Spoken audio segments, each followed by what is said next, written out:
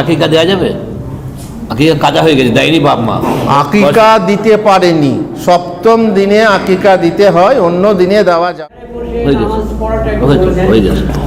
ব্যাস, চেয়ারে বসে নামাজ পড়া, আল্লাহ রাসূল সাল্লাল্লাহু আলাইহি ওয়াসাল্লাম বলেছেন যে সাল্লি কাইমান ফাইল্লাম তাস্তাতে ফা কাইদান ফাইল্লাম তাস্তাতে ফা আলা জাম বা মুস্তালকিয়ান, তুমি দাঁড়িয়ে নামাজ পড়ো, না পারলে কি করো?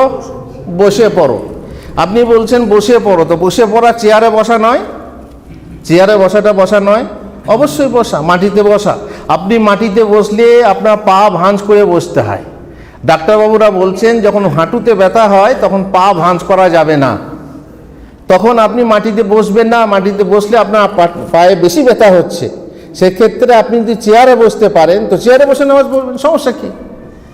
ইসলামী ফাউন্ডেশন থেকে ফতোয়া বেরিয়েছে, যেহেতু আল্লাহর নবীর যুগে চেয়ার ছিল না, আর দ্বিতীয় কথা চেয়ার নিয়ে জামাতে নামাজ পড়তে এলে কাতার বিচ্ছিন্ন হয়ে যায়, দেখতে খারাপ লাগে, ইত্যাদি ইত্যাদি যুক্তি দিয়ে বলছেন যে চেয়ারে বসে নামাজ পড়া যাবে না।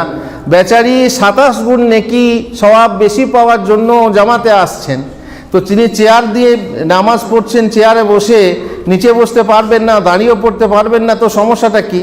সে 27 গুণ নেকিও পেল, বড়জোর সে মসজিদের এক সাইডে বামে ডাইনে দাঁড়াবে বা চেয়ার নিয়ে বসবে, তাতে সুবিধা হবে। কিন্তু একাধিক লোক হলে সত্যি খারাপ লাগে, কিন্তু এই খারাপ লাগাটা এমন কিছু নয় যে সালাতের ক্ষতি হবে। সুতরাং এটা চেয়ার নিয়ে বসে নামাজ পড়া যাবে না, এ ফতোয়া ঠিক নয়। সর্বশেষ যে আকিকা দেওয়া যাবে? আকিকা কাজা হয়ে গেছে, দেয়নি বাপ মা, আকিকা দিতে পারেনি, সপ্তম দিনে আকিকা দিতে হয়, অন্য দিনে দেওয়া যাবে কিনা। একটা হাদিস আছে সিলসিলা সাহিহাতে আল্লামা আলবানী এটাকে সহি বলেছেন যে রাসূলুল্লাহ সাল্লাল্লাহু আলাইহি ওয়াসাল্লাম নিজের আকিকা নবুয়তের পর দিয়েছেন।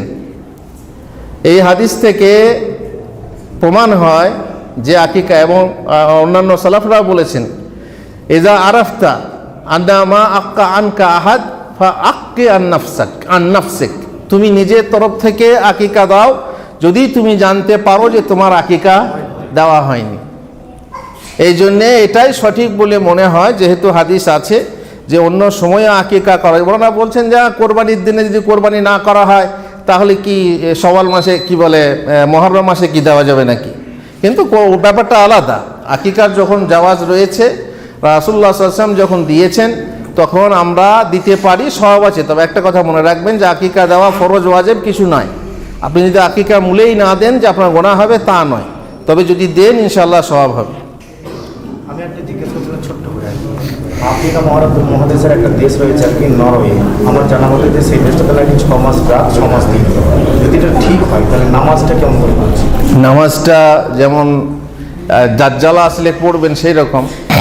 দাজ্জাল আসলে 40 দিন কি বলে থাকবে পৃথিবীতে, এবং একটা দিন হবে 1 বছরের সমান, তারপরে 1 মাসের সমান বলা হয়েছে না হাদিসে। তো সাহাবারা জিজ্ঞেস করলেন তাহলে আমরা কি 1 বছরে 5 ওয়াক্তের নামাজ 5 বার পড়ব?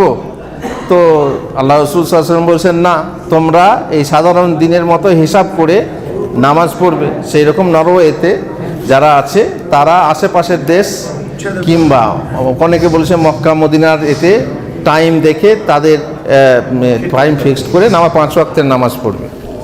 এখন ومن أحسن قولا ممن دعا إلى الله وعمل صالحا وقال إنني من المسلمين.